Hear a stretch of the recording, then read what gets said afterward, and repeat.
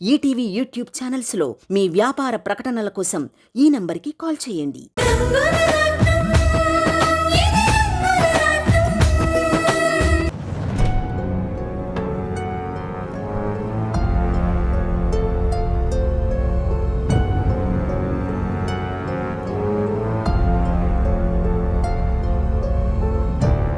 ఏంటి సార్, అర్జెంటుగా మాట్లాడాలని అందరినీ రమ్మన్నారు? మన హాస్పిటల్లో మాధవరావు గారు జాయిన్ అయ్యారు కదా? అవును సార్, ఆయన పెద్ద బిజినెస్ మ్యాన్ అంట కదా.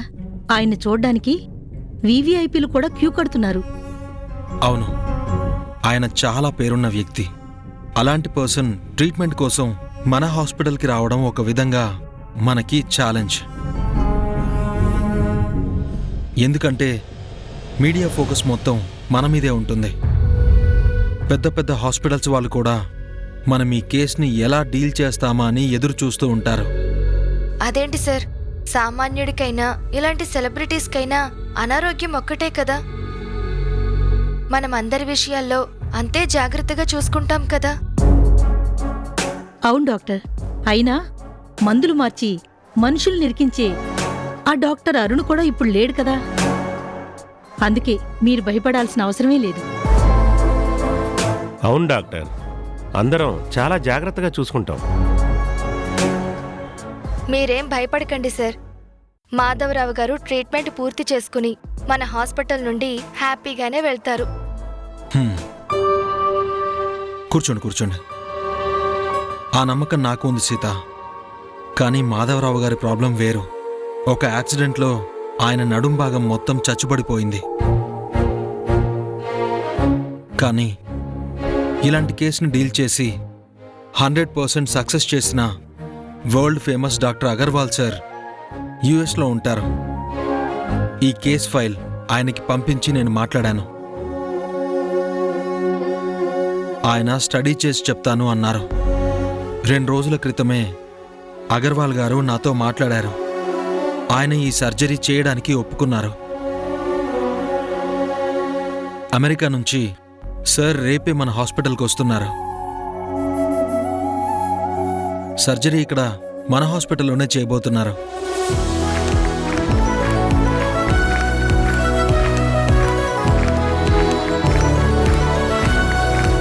కంగ్రాట్స్ సార్, చాలా పెద్ద విజయం సాధించారు. Thank you. కానీ అప్పుడే అంతా అయిపోలేదు. సార్ వచ్చిన దగ్గర నుంచి మనందరం చాలా కేర్ఫుల్గా ఉండాలి. ఆయనకి ఎక్కడా ఎలాంటి ఇబ్బంది కలగకూడదు. ఆయన్ని ఎంత గౌరవంతో పిలిపించామో మళ్ళీ ఎంతో గౌరవంగా పంపించాల్సిన బాధ్యత మన మీదే ఉంది. ఎందుకంటే అలాంటి పర్సన్ని కలవడానికి చాలామంది వస్తుంటారు. అది ఆయన్ని ఇబ్బంది పెడుతుంది. సో అందరూ చాలా అలర్ట్గా ఉండాలి. అర్థమైందా?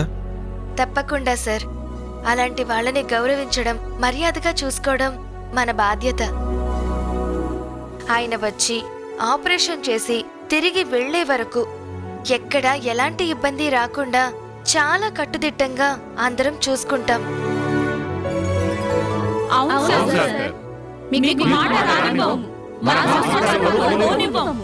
Thank you.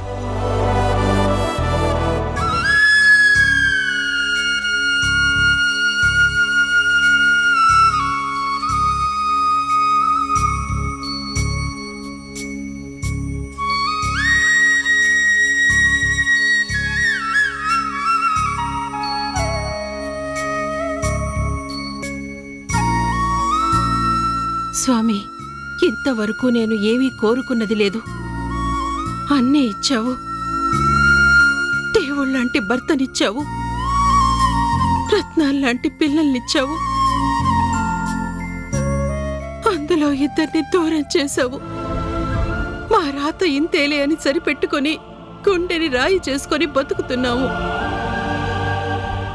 కానీ ఇప్పుడు సమంత విషయంలో అంత తేలిగ్గా తీసుకోలేకపోతున్నాం. మా జీవితం అస్తమయం వైపు సాగుతోంది.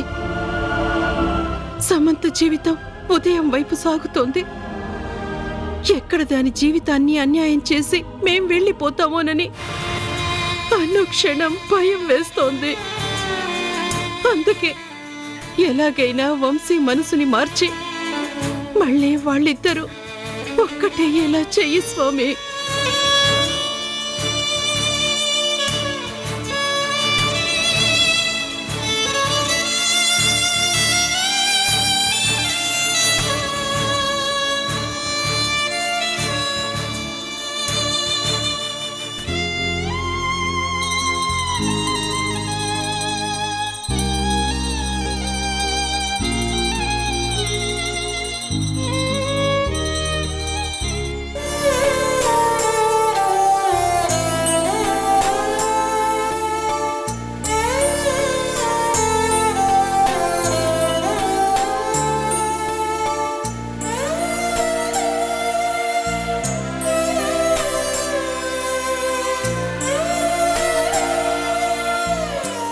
ఏంటొదినా, కనిపించని దేవుణ్ణి కరుణించమని కోరుకుంటున్నావా? ఇలా నువ్వు ఎన్ని మొక్కులు మొక్కినా నీ కోరిక తీరదు. ఇంతకు మించి ఏం చెయ్యాలో నాకు అర్థం కావడం లేదు. అందుకే ఈ పరిష్కారం లేని సమస్యని పరిష్కరించమని ఆ దేవుణ్ణి కోరుకుంటున్నాను. ఈ సమస్య దేవుడు పరిష్కరించలేకపోయినా మనకు తెలిసిన మనిషి పరిష్కరించగలడు. కాబట్టి నువ్వు వేడుకోవాల్సింది దేవుణ్ణి కాదు, మనిషిని. ఎవరొదినా? సూర్యం గారు. సూర్యం అన్నయ్య? అవునొదినా. ఈ ప్రపంచంలో సమంతని వంశీని కలపగల ఏకైక వ్యక్తి సూర్యం గారు ఒక్కరే. ఎందుకంటే వంశీ ఆయన మాట వింటున్నాడు. ఆయన ఒక మాట చెప్తే వంశీ ఇంట్లో ఉంటాడు. నువ్వు సూర్యం గారితో మాట్లాడితే కాదు అనే సమస్య ఉండదు. కానీ ఇలాంటి పరిస్థితిలో అన్నయ్య పేరు చెప్తేనే ఆయన మండిపడుతున్నారు. అదే వదిన నేను కూడా చెప్తున్నది. అన్నయ్య సూర్యం గారు శత్రువులుగా ఉన్నంత వరకు సమస్యలు సమస్యలుగానే ఉంటాయి. ముందు వాళ్ళిద్దరూ స్నేహితుల్లా మారాలి. అప్పుడు అన్నయ్య కోసం సూర్యం గారు ఏవైనా చేస్తారు. కానీ ఎలా వదినా? నువ్వు సూర్యం గారికి ఫోన్ చేయవదినా. అన్నయ్యతో ఒంటరిగా మాట్లాడమని చెప్పు. ఎంతైనా సూర్యం గారు అన్నయ్య ప్రాణ స్నేహితులు కదా. తను మాట్లాడితే అన్నయ్య కోపం తగ్గిపోతుంది.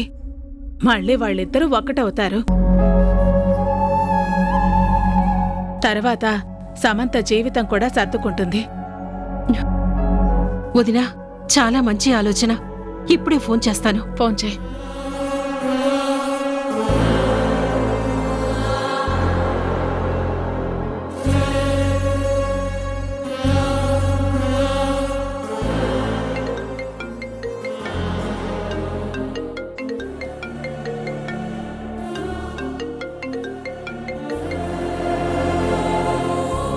పూర్ణ, ఎలా ఉన్నావమ్మా? అన్నయ్య, నీ దయ కోసం ఎదురు చూస్తున్నాను. నా మనవరాలి జీవితాన్ని నిలబెట్టమని మిమ్మల్ని వేడుకుంటున్నాను. జీవితాల్ని నిలబెట్టే శక్తే నాకుంటే వర్షాన్ని ఎందుకు దూరం చేసుకుంటానమ్మా? వాడికి శత్రువుగా ఎందుకు మారతాను? అంత మాట అనకండి అన్నయ్య. మా కుటుంబాన్ని నిలబెట్టడానికి మీరెప్పుడూ ముందుంటారని నాకు తెలుసు. అందుకే అడుగుతున్నాను. ఒక్కసారి మీరు ఆయనతో ఎవ్వరూ లేనప్పుడు మాట్లాడండి అన్నయ్య. మీరిద్దరూ ఎదురుపడి మాట్లాడుకుంటే చాలా సమస్యలకి పరిష్కారం దొరుకుతుంది. మీ మధ్య ఉన్న ఈ శత్రుత్వం కూడా సమసిపోతుందన్నయ్య. మళ్ళీ మీరిద్దరూ ఒక్కటవుతారు. నా నీడనే భరించలేనివాడు నాతో మాట్లాడడానికి ఒప్పుకుంటాడా? మీ మీద బయట ఎంత కోపాన్ని చూపిస్తున్నా మీరంటే ఎంత అభిమానం ఉందో నాకు తెలుసన్నయ్యా. నేను చెప్తే ఆయన వినరు. కానీ మీరు ఫోన్ చేస్తే మాత్రం తప్పకుండా ఆలోచిస్తారు. నేను చెప్తున్నాను కదా, నా మాట నమ్మండి అన్నయ్య. సరేనమ్మా, నేను ఆలోచించి నిర్ణయం తీసుకుంటాను. అన్నయ్య, ఇంకా ఆలోచన అంటూ ఏమీ లేదు. మీరు ఫోన్ చేసి మాట్లాడండి, లేదా ఎక్కడైనా కలిసి మాట్లాడుకోండి. ఓకే అమ్మా.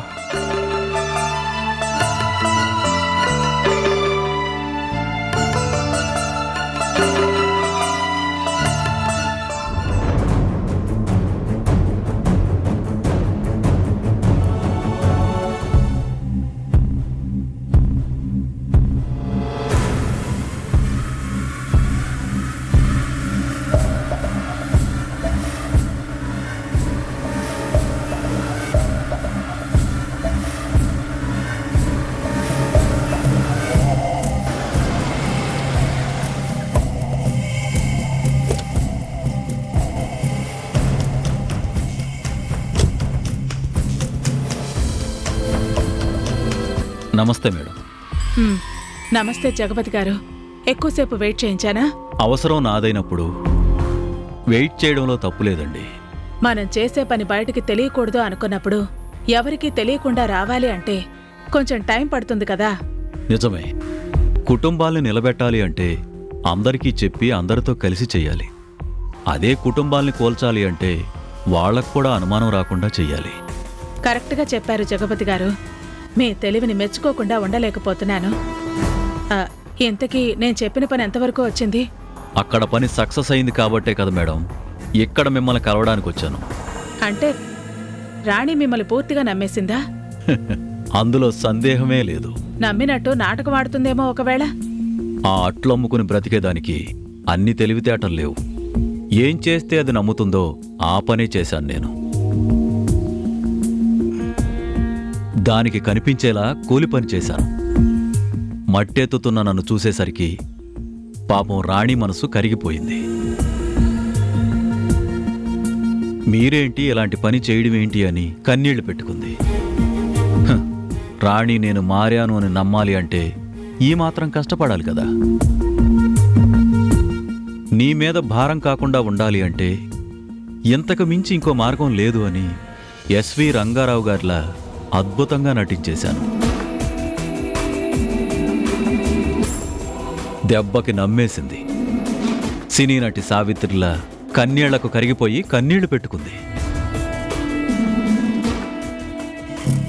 డైరెక్ట్గా నా కొడుకు దగ్గరికి తీసుకెళ్ళి ఫ్యాక్టరీ బాధ్యతలు అప్పగిస్తానని చెప్పేసింది. పర్వాలేదే, రాణిని బాగానే నమ్మించారు.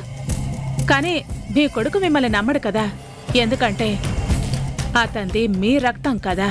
నిజమే మేడం. ఎలాంటి మగాడైనా ఆడదాని చేతిలో దాసి అవుతాడు. నా కొడుకు కూడా అందుకు అతీతుడేమీ కాదు. రాణి చెప్పిందని కష్టపడటం నేర్చుకున్నాడు. రాణిలాగే కార్మికులతో కలిసి బ్రతకాలి అనుకున్నాడు. రాణి కోసం పేదరికంలో కూడా ఆనందాన్ని వెతుక్కున్నాడు. వాడికి ఆ రాణి అంటే అంత పిచ్చి. రాణి చెప్పిందంటే వాడు ఏమైనా చేస్తాడు. అందుకేగా నేను నాటకం అట్నుంచి మొదలుపెట్టాను. వాడేమైనా అడ్డుపడితే రాణిని అడ్డం పెట్టుకుని నేననుకున్నది సాధిస్తాను. సభాష్, తెలివైన ఎత్తు. ఇంక ఫ్యాక్టరీలో అడుగు పెట్టడమే ఆలస్యం. అంతే కదా మేడం. ఆ ఫ్యాక్టరీలో అడుగుపెట్టి ఆ రాణితో సహా అందరినీ గెంటేయడమే నా లక్ష్యం. తొందరపడకండి జగపతి గారు. రాణి మంచిదే కాని అమాయకురాలు కాదు. దానికి తోడు ఆ సూర్యం సపోర్ట్ దానికి బాగా ఉంది. సూర్యం తలుచుకుంటే ఏం చేయగలడో నాకు బాగా తెలుసు. అందుకే ఏది ఎప్పుడు ఏం చెయ్యాలో నేను చెప్తాను. మీరు దాన్ని అలాగే పర్ఫెక్ట్గా అమలు చేయండి. చేస్తారు కదా? తప్పకుండా మేడం. అవును, ఈ విషయం ఫోన్లోనే చెప్పచ్చు కదా, ఎందుకు ఇంత దూరం రమ్మన్నారు? అసలే ఈ మధ్య టెలిఫోన్ ట్యాపింగ్ అవుతుందని అందరూ భయపడుతున్నారు కదా. ఛాన్స్ ఎందుకు తీసుకోవాలి? అందుకే మిమ్మల్ని రమ్మన్నాను. ఒక్క నిమిషం.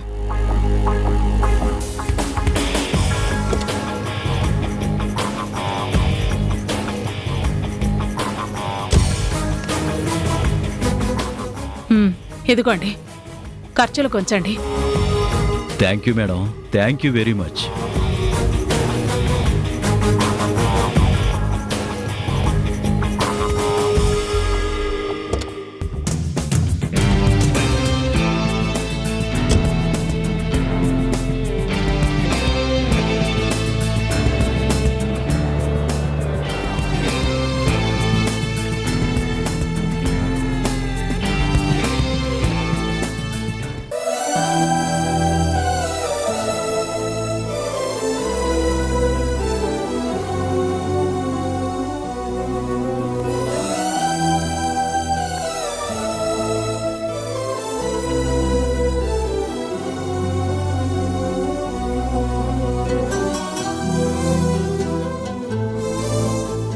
ఇంకా ఏమిటి సార్ ఆలోచిస్తున్నారు? పూర్ణ చెప్పిన దాని గురించే చలపతి గారు. శంకర్తో మాట్లాడితే ప్రయోజనం ఉంటుందా అని. సార్ మీరిద్దరూ దూరంగా ఉన్నంత వరకు ఈ మహి లాంటి వాళ్ళు మీ మధ్య ఇలాంటి గొడవలు పెడుతూనే ఉంటారు. శంకరప్రసాద్ గారు చెప్పుడు మాటలు వింటారేమో గాని చెడ్డ మనిషి కాదు సార్. మీరిద్దరూ ప్రాణ స్నేహితులు. అలాంటి మీరు ఎదురుపడి మాట్లాడుకుంటే ముందు శంకర్ గారు కోపం పెంచుకున్నా తర్వాత ఆలోచిస్తారు, తర్వాత అర్థం చేసుకుంటారు. ఇదంతా ఆలోచించే పూర్ణమ్మ గారు మీతో అలా మాట్లాడుంటారు. స్నేహం చిగురించడానికి ఒక మెట్టు దిగడంలో తప్పు లేదు కదా సార్. నిజమే చలపతి గారు. శంకర్ నాకు శత్రువుగా ఉంటాడనే భయం కన్నా ఆ మహి చేతిలో మళ్ళీ ఓడిపోతాడన్న భయమే నాకు ఎక్కువగా ఉంది. వాడు నాగుపాము నీడలో ఉన్నాడన్న విషయం తెలుసుకోలేకపోతున్నాడు. కనీసం ఆ విషయం చెప్పడానికైనా నేను వాడితో మాట్లాడాలి.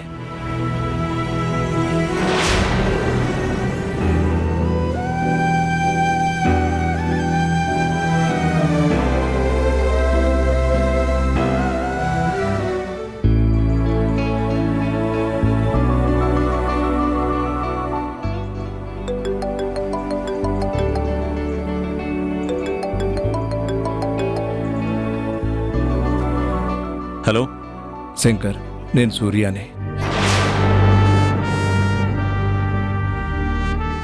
పరిచయం అక్కర్లేదు. స్నేహితుడిగా మర్చిపోయినా శత్రువుగా గుర్తుపెట్టుకున్నాను. నీకు నేను గుర్తున్నానన్నావు, అది చాలరా. ఇప్పుడెందుకు ఫోన్ చేసావో అది చెప్పు చాలు. నీతో మాట్లాడాలి. నీతో మాట్లాడాల్సిన అవసరం నాకు లేదు. ఈ కోపం వేరా మన మధ్య ఇంత అగాధాన్ని సృష్టించింది. దయచేసి నేను చెప్పేది విను. నేను చెప్పిన చోటికి రా. నీతో చాలా మాట్లాడాలి. నీకు పూర్తిగా అర్థమయ్యేలా చెప్తాను. తర్వాత నీకు నా మీద ఉన్న అభిప్రాయం మారుతుంది. నువ్వు నా మనవరాలతో వస్తావా చెప్పు, అలాగే వస్తాను. నా దగ్గర లేని వర్షాన్ని ఇప్పుడు తీసుకురాలేకపోయినా ఎప్పటికైనా వర్షాన్ని నీకు అప్పగిస్తాను.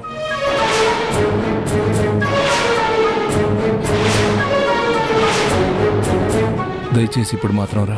నీతో మాట్లాడాలి. నాకు అవసరం లేదు. ఏమండి, అన్నయ్య అంతలా అడుగుతుంటే కాదు అంటారేంటండి? ఒకసారి వెళ్ళి మాట్లాడితే తెలుస్తుంది కదా ఆయనేం చెప్తారో.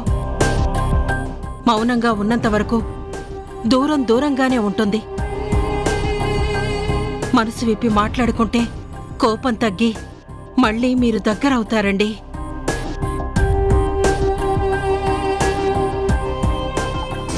ఏంటి నాని నువ్వు చెప్తుంది? ఆ పనికి మాలిన మనిషి దగ్గరికి తాతిని వెళ్ళమంటున్నావా? మా తాతికి అంత కర్మ పట్టలేదు. నోర్బుయ్, ఎవరి గురించి మాట్లాడుతున్నావు? ఈయన నీకు తాతి అయితే ఆయన నీకు తాతయ్య. ఇద్దరు నీకు సమానమే. కాదు నాని, ఆ ముసలోడు నాకు శత్రువు. నన్ను గెలవనివ్వకుండా ఆపాడు. వంశీ నేను కలవకుండా ఆపాడు. ఇలా ప్రతి విషయంలోనూ నాకు అడ్డు పడుతూనే ఉన్నాడు. అలాంటి వ్యక్తి నాకెప్పటికీ నాకు తాతయ్య కాడు.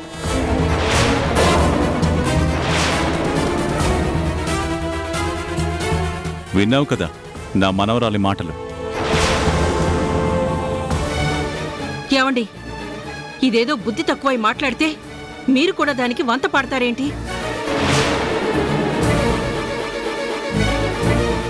అదెంత, దాని వయసు ఎంత, మీ స్నేహం ఎంత?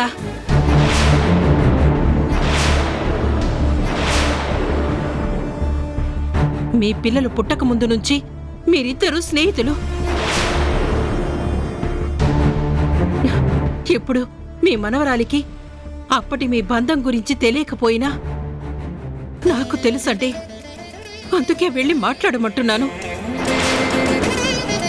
ఒరే శంకర్, నేరస్తుడికి మరణశిక్ష వేసిన వాడికి చివరి కోరిక తీరుస్తారు. నేను ఏ నేరం చేయకపోయినా నువ్వు నాకు అంతకన్నా పెద్ద శిక్ష వేశావు. దయచేసి నేను చెప్పిన చోటికి రా. ఖచ్చితంగా నీ అభిప్రాయం మారుతుంది. నేనేంటో నువ్వు పూర్తిగా తెలుసుకుంటావు.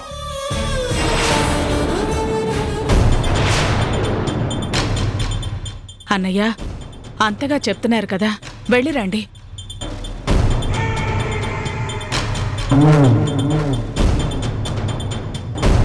ఒకవేళ నిజంగా మారి ఇద్దరూ కలిస్తే మా అందరికీ ఆనందమే కదా.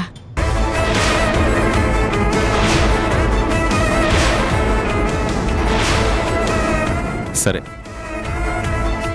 ఎక్కడికి రావాలి?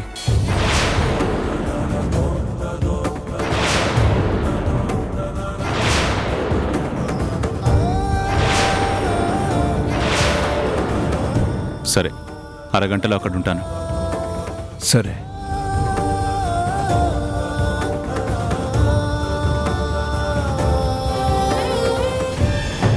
వెళ్ళన్నయ్యా, వెళ్ళు. మీ కలయిక మీ ఇద్దరి మధ్య బంధాన్ని పెంచదు, స్నేహాన్ని తుంచుతుంది.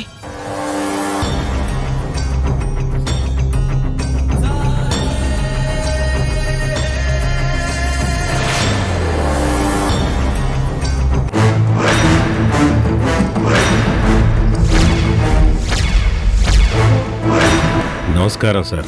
నమస్కారం. గండిపేటకి దారెటు బాబు? అదిగో అటు. Yeah!